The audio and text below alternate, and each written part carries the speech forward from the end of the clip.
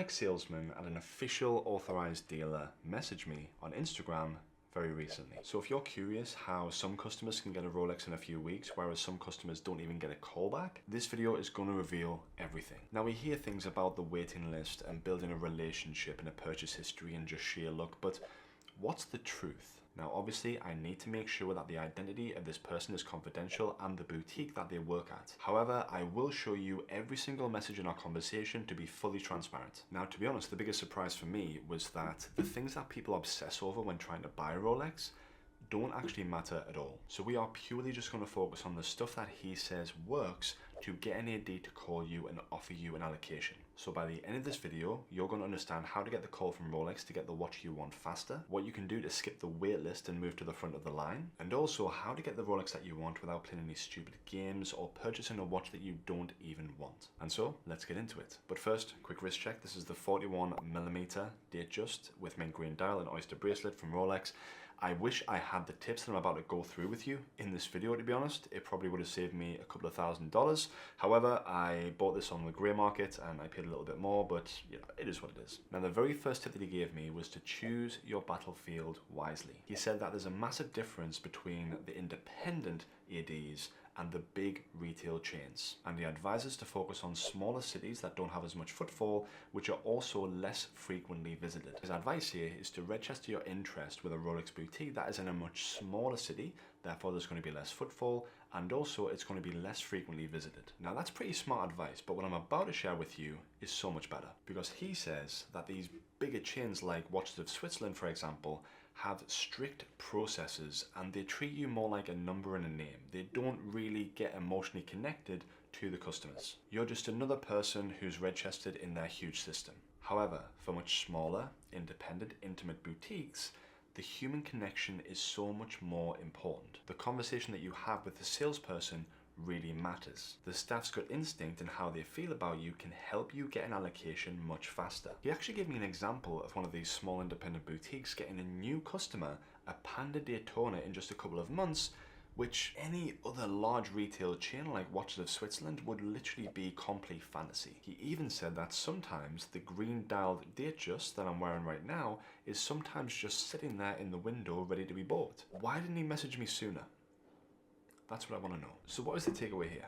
Smaller pond, bigger opportunity, much better odds. Your ability to build a human connection with that person at the smaller Rolex boutique is going to be the difference between you getting the call back in a couple of months, or maybe waiting a few years, or potentially not getting a call back at all. So research for the boutiques in your area or country or nearby that are not going to have as much footfall. The less people that are walking into that boutique every single day, the better the opportunity that you have to get the piece that you want as soon as possible. Now, the second piece of advice that he gave me was to be strategic and not desperate. And this tip that he gave me completely changed how I thought about the whole purchase history myth. Because what he says is, do not try and sign up for multiple models at the same time, especially if they're high pieces like the Pepsi or the green dial Datejust. Apparently it just sends the wrong signal and it's a big no-no. Now this one stings a bit because I actually did this mistake myself when I went to a couple of Rolexes and I didn't get a call back, obviously. But it does kind of make sense if you think about it. ADs want to sell watches to people who are going to come back again and again to buy more watches from them.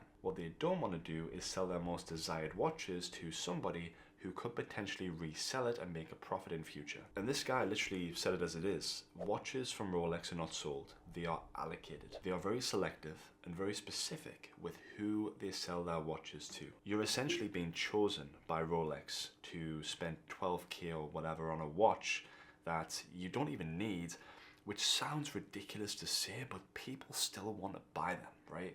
And that's just the reality of it. Rolex, or at least the AD or the boutique, decides if you're a good person to sell that watch to, in a sense, to try and get more business from you in future. Now, this does not mean spending just for the sake of it. Like, for example, when I was talking to an AD in the past, I was told that if I buy this Tudor Black Bay, I can get the mint dial Datejust that I want.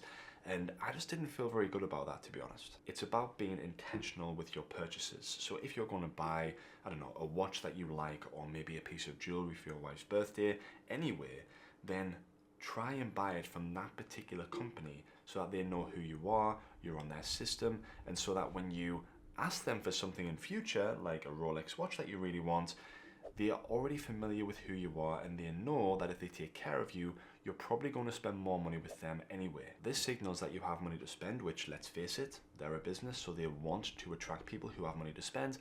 But it also shows consistency. It shows that if they have a watch that they can allocate to you to make you happy, you're going to be more than happy to buy more stuff from them in future. But apparently this AD says that it is a complete and utter disaster to go into a Rolex boutique and just try and get every single hype model possible because you just look like you're going to flip them. And by the way, YouTube analytics tells me that 91.5% of people that watch these videos are not subscribed to the channel.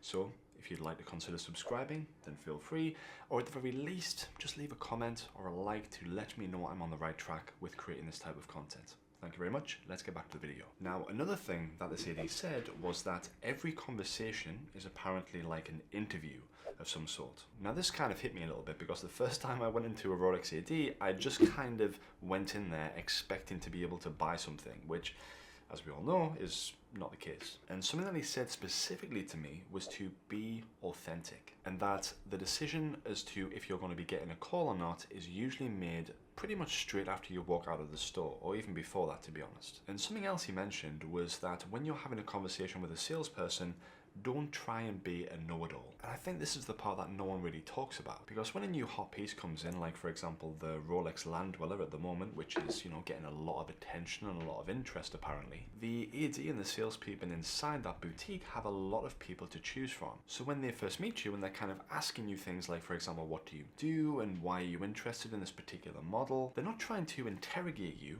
They're trying to kind of understand your story. A pilot, for example, wanting a GMT, you know, that's got kind of a ring to it. It makes sense. A dad, for example, buying a Rolex to celebrate the birth of his son is a story that a salesperson can get behind and understand.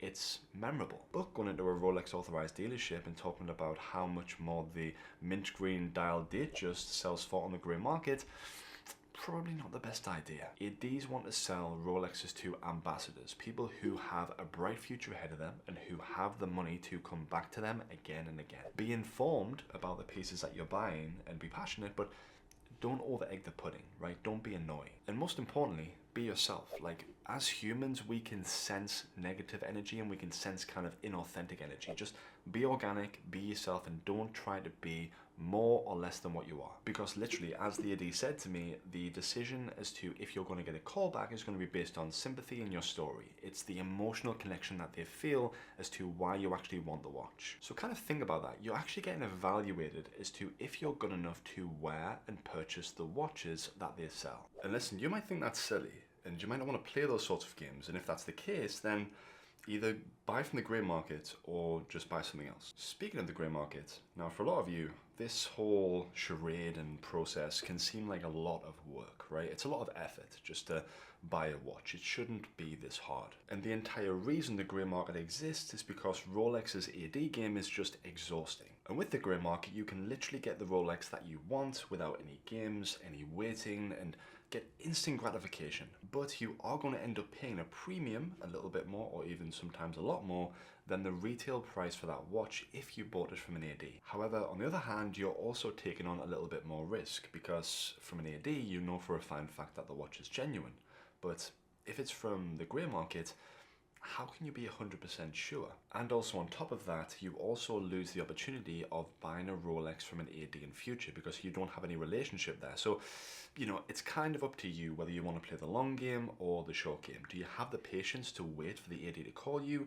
Or do you just want to get the watch that you want and just skip this whole waitlist bullshit? It literally just depends on your patience level and also your bank account. Getting a Rolex in 2025 is not just going out shopping, okay? It takes a little bit of finesse, it takes a certain approach. And listen, I don't like these games any more than you do.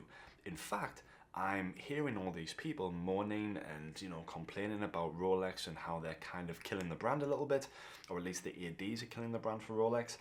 And I think that desire is slowly going to start dwindling. I called that months ago on my YouTube channel. So if this video helped you understand the world of Rolex and ADs a little bit better, then consider subscribing, leave a like, let me know your stories about Rolex in the comments, and I'll see you next time.